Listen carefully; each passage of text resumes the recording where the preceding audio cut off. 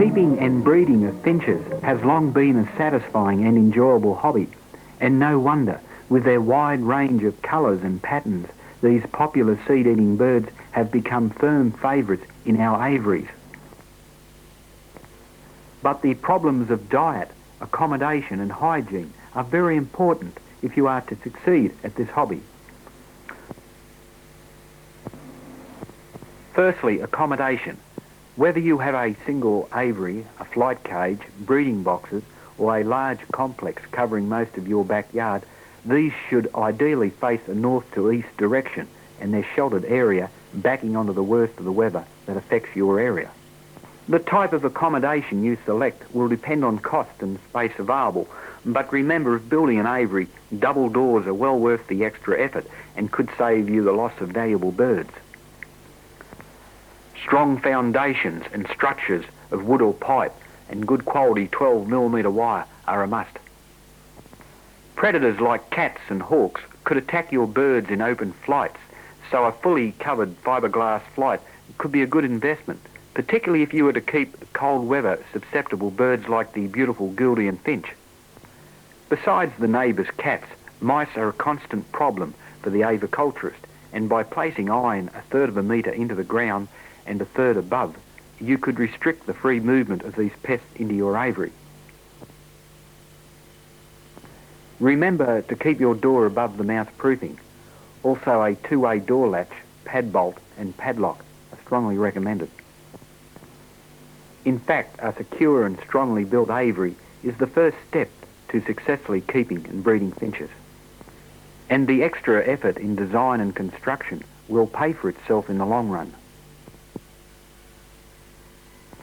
Catching your surplus birds for exchange or sale can be a risky business, so ensure your net is of a good design and pad it around the edges. If your birds escape or you have a large planted aviary, you may have to use a specialised finch trap or design into your aviary special catching areas. Remember to use something to attract the finches to the trap, like their favourite seed or a call bird of the opposite sex but same species. By using your kitchen scraps, lawn cuttings, leaf mulch and a daily handful of your normal seed mix, a simple but effective compost heap can be used to attract insects to the aviary. It will also cause the seed to germinate and sprout. If kept moist and in a half-sun situation and turned over daily, it will sure to become a regular place for the birds to peck over and gain additional nourishment. If you are to succeed with finches, then the prevention of disease will be very important. And as finches regularly wipe their beaks and eyes on the perches you supply them, these perches should be replaced or cleaned regularly and not allowed to become fouled like this, as eye infections could easily spread in these conditions. Also, finches often appear to prefer to eat waste seed amongst droppings on the ground than from clean seed containers. Therefore, the floors of aviaries and cages should be freshened up regularly by raking them over, replacing clean newspaper or sand, and by spreading a bucket of fresh garden soil over the aviary floor. Automatic seed dispensers containing a finch mix or one type of seed can be a little wasteful, but are less likely to be fouled by droppings than open dishes. And if newspaper is placed under your seed dispensers, it will catch much of the waste, which then can be placed in the compost heap to germinate. But it's important to remember that dust from the seed and certain insects can block the free flow of seed. So a weekly clearing of the seed flow outlets of this type of dispenser is recommended.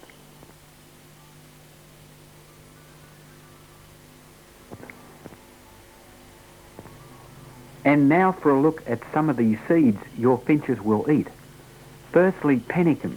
It will form up to 50% of the average finch's diet. Now plain canary seed, up to 20%. Japanese millet, some 10 to 15%. And finally, white or French millet, up to 20%. These seeds, plus the large seed seen here, called hulled oats, and the small black seed called niger, which should be only offered during winter, will form the basic finch diet.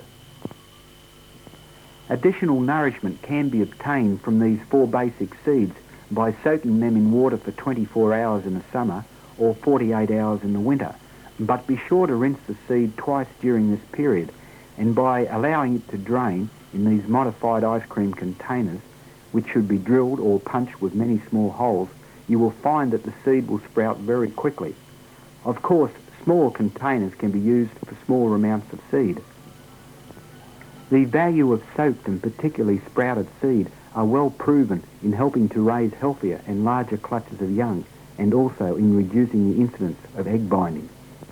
And if planted during spring and summer in a hot and well-watered situation, these basic seeds should easily grow.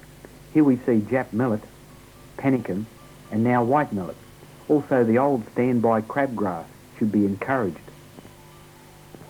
Different species of finches will require varying amounts of green food. This can be supplied in the form of various grasses, silver beet and lettuce, particularly the hearts of lettuce. These should be rinsed in clean water and given daily. But the most natural and beneficial green food is seeding heads of various grasses. These will be found in nearby paddocks and even your own backyard, but it's wise to avoid those found on the edge of roadways, as they may be contaminated by the lead from car exhaust. Best breeding results from many of the Australian finches are more often recorded when plenty of these grass heads are offered. A regular clump of grass from the garden is also recommended, and it's not necessary to shake the dirt off, as this is also beneficial. If you have a planted aviary, then your finches will likely gain extra nourishment from the shrubs by eating some of the flower buds and the insects attracted to them. Most small-leaf shrubs will be suitable, particularly native species, as long as their mature size has been taken into account, but known poisonous shrubs like oleander, etc., should be avoided. But do not overplant and leave open areas to observe your birds, as many of our finches will spend much of their time fossicking on the aviary floor. And by using ground covers, reed-type grasses, plus rock and gravel, your aviary floor will become a natural backdrop to your birds, plus gravel can be easily cleaned by hosing it down.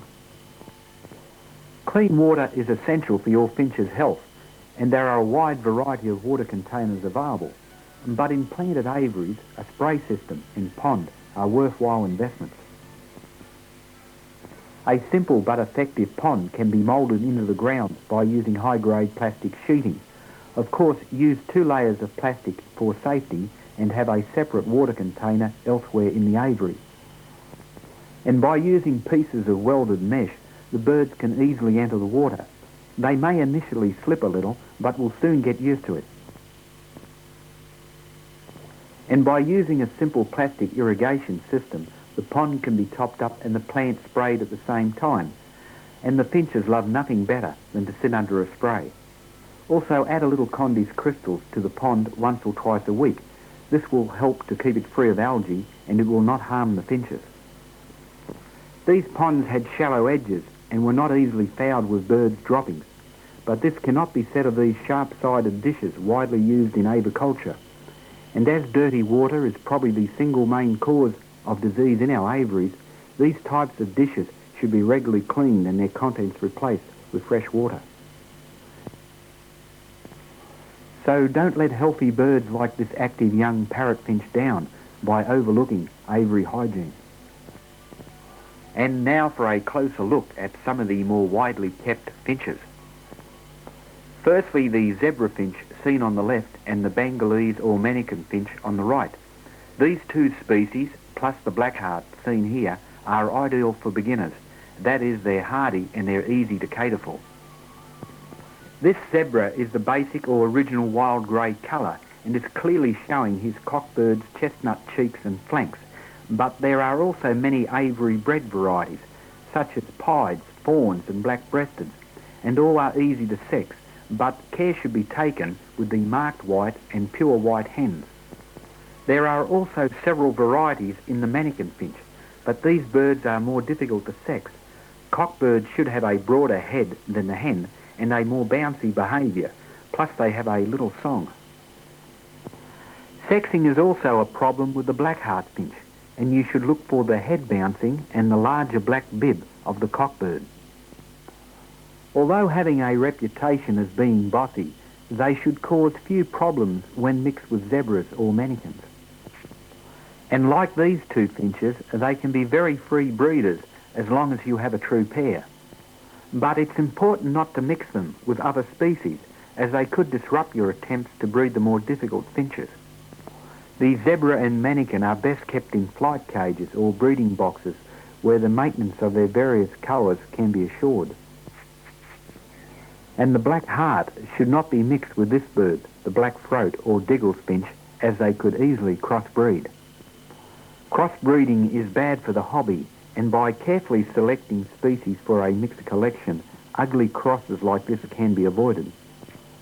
Also, the masked finch should not be mixed with these birds for the same reasons. It is a quiet bird and best suited to aviaries, where the cockbird's slightly richer coloured beak and plumage and also his interesting mating dance may be seen. Another popular aviary bird is the starfinch, who is quite hardy and a free breeder who will rear their young without live food. These birds are very fond of seeding heads of grass, so this should be supplied, particularly when they are breeding. Sexing is fairly easy with these birds, as males will tend to be brighter and have a larger red face than the females. But do not mix them with the yellow-headed variety, as they will easily crossbreed. Here we see the African fire or ruddy finch. These birds are good mixers and require little live food to rear their young. Just a compost heap and sprouted seed will normally do. And sexing is easy, as the cockbird is completely covered in red, where adult hens and immatures are of this dull colour. But be careful if acquiring a so-called African fire adult hen that she does have the red stripe over the eye. The painted finch has a lot to offer. Easy to sex, a strange metallic song, and minimum live food requirements to rear their young. However, they do tend to have beak and feet problems. And they will normally breed well in a colony system with a dry and open floor area. But it's in a warm gravel and rock and naturally planted aviary that they will look their best. The Cuban finch is a delightful addition to any planted aviary, but they should be watched, as individuals may kill members of their own species and sex, but seldom trouble other finches. Sexing is very easy, and live food requirements for their young would be very low in a planted aviary. And remember, one pair per aviary, and also no other breeding pairs of Cubans in adjoining aviaries, otherwise breeding results could suffer. Probably the smallest finch kept in our aviaries is the orange-breasted, which is easy to sex, has very low live food requirements, but is rather timid. But the main problem with this bird is the loss of hens due to egg binding during their winter breeding season. This can be alleviated by feeding plenty of sprouted seed and green food, plus sprinkling a few drops of cod liver oil over their normal seed mix. The cutthroat finch has an indifferent reputation and is probably best kept with black hearts and larger, less timid finches, but they are hardy, although they do require some live food to rear their young. And they are easy to sex, as only the cockbird has the red marking on the neck. The plumhead finch may appear to be dull and colourless, but they are in fact a handsome and active bird, seen at their best in mixed collections where they'll add contrast to the more colourful finches. Immature plumheads, one of which is seen here, take some 3 months to show their adult plumage and are easy to sex. Here we see a cockbird. And now the hen. Once through their adult molt, these typical finches will be encouraged to breed by the lengthening sunny days of spring, and after that they will probably breed up to 12 months of the year in ideal conditions, without the need for added live food for their young. Another Australian finch is the double bar, whose requirements are also simple, but it is an inquisitive little bird whose numbers should not be allowed to build up in a mixed collection. These birds are called contact species. That is, they not only preen themselves and their mate, but other double bars as well. And this can be confusing to the novice when trying to sex double bars and some other Australian finches, as both males and females tend to look alike. There is only one way around this problem, and that is to attach these different coloured plastic leg rings to all your finches. This will allow you to identify seemingly identical looking birds. The rings come with an applicator and are easy to use. And by watching the throat area, you are likely to see the vibrations of the cockbird's song, even though the song itself may be inaudible in some species. Once you have determined that a particular bird could be a cockbird, it's only necessary then to record the leg ring colour for future reference and then confirm it with later sightings like this.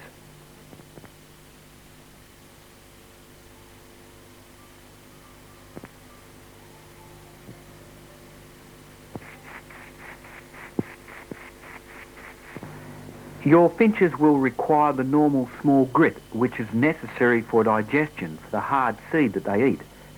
Also cuttlefish, and there is another product worth using. It is a mineralised cowlick block, which is available at produce stores. Broken up into small pieces and placed on the aviary floor, preferably near a water spray, the finches will soon be attracted to it. This will help to make up for the lack of natural minerals normally obtained from the ground, but lacking in cages and old aviary floors. And now for the breeding season. Firstly, you should have as wide a variety of nesting containers and sites available as possible, and it sometimes helps to encourage the finches to go to nest by putting some fine grass in a bare breeding box. Also, tied up clumps of tea tree under the shelter or in the aviary flight. However, cover should be provided to protect these sites from the worst of your area's weather. Fiberglass is excellent for this purpose, and you will soon find the finches using this tea tree for nesting, because for many of these species it is their natural preference. As you can see, this orange-breasted has built a nesting tea tree grown from the suburban backyard, as has this red-faced parrotfinch. Also, parrot finches will normally nest in dark areas of the aviary shelter, where other species may nest in the outside flight, like this diamond firetail, who appears to be selecting a possible nest site. The important thing to remember with nest sites is to have them well apart and as many as possible. If your finches nest in shrubs in open flights, then it is well to remember that many a clutch of healthy young have been lost in these situations, so a temporary cover is recommended. Besides various grasses to build the structure of their nest, finches will also require a variety of soft materials for the lining. One of these is coconut fibre, which is available from nurseries, but it should be pulled apart into small pieces, as some unfortunate accidents have occurred with finches getting themselves tangled up in it. Besides the cordon bleu seen here, the Cuban finch will use large amounts of it, plus carpet underfelt, and again it should be pulled apart. And there are many other materials, one of which is Hessian bags, which can be cut up into 60mm squares and then pulled apart. But be careful that all materials are cut into short lengths, particularly artificial fibres, or this could be the result. Of course, white feathers are very popular and could initiate nest building or even a cockbird to begin his mating dance. But be sure they are clean and free of disease. Many of our finches will also use white Kleenex tissues to line their nest. These should be torn into strips and will be eagerly gathered up by birds like the diamond firetail and painted finch. We can see these tissues in the lining of this nest. This structure was built by the masked finch, a bird that uses charcoal in its nest, of which quantities should be available in all finch aviaries. When pulled apart, and besides the 3 infertile eggs, we can see many of the materials that went into the building of this nest. There is normally 3 to 5 white eggs laid, and these will take some 14 days to hatch, with both parents sharing in the task of incubating the eggs. And after 21 days in the nest, the fledglings, like this parrotfinch, will take to the wing. Notice the light-coloured full crop at the side of the neck, indicating that this youngster is being well fed by his parents. The immature beak markings will disappear in about 3 weeks, as will the need for the parents to feed them. Only then should young finches be separated from their parents. It's at this time, with young fledglings awkwardly flying around your aviary, that cats can be very destructive and cause the loss of valuable birds, mainly by getting on top of the aviary at night and frightening your finches. And although fully covered aviaries, dogs and cat traps may help, the most effective way of dealing with this problem is to attach an electric fence to the aviary roof. This can be easily installed, and although designed for cattle, this lamp battery powered model has quickly paid for itself by saving the loss of many valuable birds. If you hear your birds fluttering around at night, then a low wattage light can be left on in their shelter. This will allow them to find cover and not be caught at the mercies of a cold winter's night. Besides cats, mice will also frighten your birds at night and upset your breeding efforts. So by cutting 15mm holes as shown in this plastic ice cream container, a mousetrap can be used to catch these pests without harming your birds. But be sure to place a heavy weight on the cover, especially if you intend to use poisons, as some finches, like the red-faced parrotfinch, will eat ratsack. The control of pests inside and outside your aviary is very important if you are to be successful at keeping finches. Mosquitoes, cockroaches and other insects can be a nuisance, so a spray with Peebo, red-labelled Mortein and other pyrethrum-based sprays is recommended away from the feeding areas. One of the most beautiful finches kept in our aviaries is the red-faced parrotfinch, and although expensive, they are quite hardy and free breeders. And although they tend to eat large amounts of live food, they can rear their young on sprouted seed and what insects they can catch around a planted aviary, where these birds are seen at their best. The previous bird was a known male with the facial red area stretching beyond his eyes, but other cockbirds could look like hens with the red stopping at the eye line. However, cockbirds do have a small canary-style song which should help to sex these birds. There is a blue-faced parrotfinch too, whose requirements are similar. The crimson or aptly named bloodfinch should not be mixed with any other finches, as it is very aggressive, particularly when breeding. So they are best housed with small parrots or doves. Sexing is easy and they breed fairly freely, but they do like some live food for their young. It's a pity that these attractive finches are so aggressive, and this is also the problem with the Madagascar weaver, as the cockbirds who go through an eclipse of their plumage once a year can be killers of small finches during the breeding season. Probably the prettiest blue finch to be seen in our aviaries is the cordon bleu, and they have a lot to offer. Being reasonably hardy, easy to sex, they're good mixers and will often rear their young on the minimum of live food. Although it's well to remember that larger and more frequent clutches of young are more likely when regular amounts of live food are fed. The hens and immatures will lack the cockbird's red cheek markings, and these birds will also breed in colony. There is also a rarer and consequently more expensive close relative called the blue-capped finch. So don't mix these two species, as they could easily crossbreed.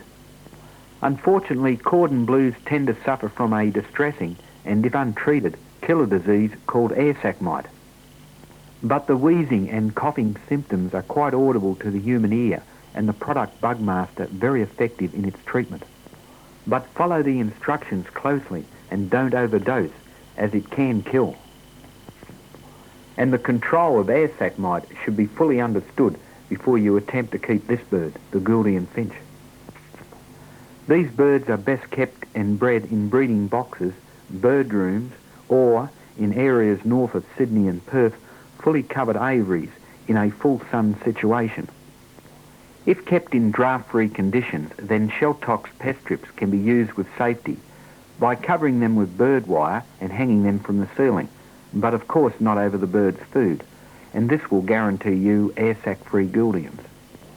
So if you intend to keep these beautiful birds, then you must read up on their requirements, otherwise heartbreak could be the result. But their food requirements are simple. No live food is needed to rear their young, although they do need a nest box to nest in, and sexing is easy. If you have a medium-sized aviary, 4 metres long or larger, you can add extra variety to your finch collection. This can be done by adding a pair of masks or diamond doves. Also king quail and button quail seen here. They are easy to breed with delightful little chicks who will help to keep the aviary floor clean of waste seed. Small parrots like the Turkazine can be safely mixed with finches in a medium-sized aviary. Here we see the cockbird encouraging the hen to go to nest. Also other members of the Neothema family, like this Burke's parrot and the beautiful scarlet-chested, are also suitable, but only one pair of each of doves, quail or these parrots per aviary, as they do tend to fight amongst themselves and could disrupt your efforts to breed the finches. Many of the species discussed so far will often rear their young without added live food, but this cannot be said of the Melba finch, who can become very aggressive over aviary live food containers. The non-aggressive but near relative Aurora finch will also not rear its young unless you supply live insects. The most natural live insect for your finches to eat is the termite or white ant. These can be safely stored in iron drums and not be a danger to your house. By searching nearby paddocks, you may find their nests. It's important when storing them that they have sufficient moisture, but not too much, as this could easily kill them. Moisture can be added by placing moist soil in the bottom of the container or a dampened bag over the top. And by placing small amounts of the white ant's nest into a tray and twice daily breaking them up, you can ensure that your breeding finches will always have sufficient live food. To keep the white ants in the drum and the small black household ants out, as these will quickly kill your white ants, you should place a heavy grease around the inside top of the drum. But there are alternatives to white ants. One of these is mealworms. These could be available at your local bird shop or bred at home in these modified garbage cans. The lids are cut in this way and covered with fly wire for ventilation and to keep out pest insects. They also must have moisture to live. This can be supplied in the form of carrots and other vegetable matter. This is very important, as many a colony of mealworms has been lost during the summer when this moisture is not continually supplied. The worms are most economically fed to your finches at this size, which is some 10 to 12 weeks old. These black beetles are the sexual or breeding stage of the mealworms. They'll lay some 300 eggs in the summer, and like the worms, will require plenty of fresh bran and carrot to eat and live in. Of course, smaller amounts can be bred in smaller containers. There is also another live food available to you, and that is cultivated maggots or gentles. These can be bred in moist bran by using fish heads to attract the blowflies, or during winter by using sheep hearts. But be careful the smell does not offend your neighbours, so be prepared to experiment. The important thing to remember is that the gentles clean themselves out in fresh bran. And the more humid the weather, the easier it is to breed them. The dark cylinder-shaped objects are the next stage of the gentle, the fly chrysalis, and many of the finches will gain a taste for these. To protect the aviary live food containers from small black ants, it may be necessary to place them on water dishes. It may be helpful to improve your bird's diet by scraping mild cheddar cheese on the wire and by offering them Madeira cake and apple. Also, hen eggshells can be baked in the oven for 20 minutes at 200 degrees. Then after breaking them up, they can be offered with the small medicinal grit and cuttlefish. If you wish to further your knowledge of finches, you should join one of the finch or avicultural societies in your state. This could allow you to get to know some of the successful breeders. And it is strongly recommended that you make use of the wide range of informative monthly magazines and books available at these clubs. If you employ the things we have discussed so far, there's no reason why your birds shouldn't remain as healthy as these finches, except if a newly acquired bird, possibly carrying a disease, is released amongst them. So always quarantine new additions for 1 week. But if one of your finches does become ill, then it may be possible to save it by gently catching it up and placing it in a small cage or carry box. Then place a low wattage electric light near the wire front. This can be particularly effective with egg-bound hens. One of the most desirable and interesting finches is the diamond firetail. These birds are best kept and bred in a colony system, in large planted aviaries, where copious amounts of seeding heads of grass, sprouted seed, nesting material and some live food should be provided. The nesting material is very important as these birds are great nest builders. For long periods during the breeding season, the cockbird can be seen performing his mating dance, and although normally done with a long piece of grass, it can be done without it, as seen here.